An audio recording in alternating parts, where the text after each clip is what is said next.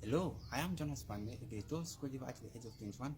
In this video, I will explain how STEM education has helped me to get a skill.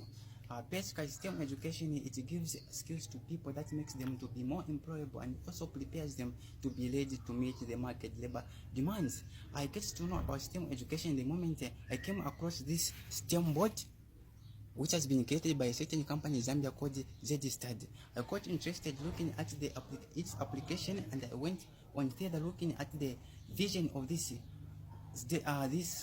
company, which is to provide STEM education in Zambia. I subscribed to their STEM courses, and from the knowledge that I got from the STEM courses that they provide, I'm able to make these kinds of detailed circuit diagrams, which is an innovation. Basically, this is an innovation which is trying to solve a certain problem in my community.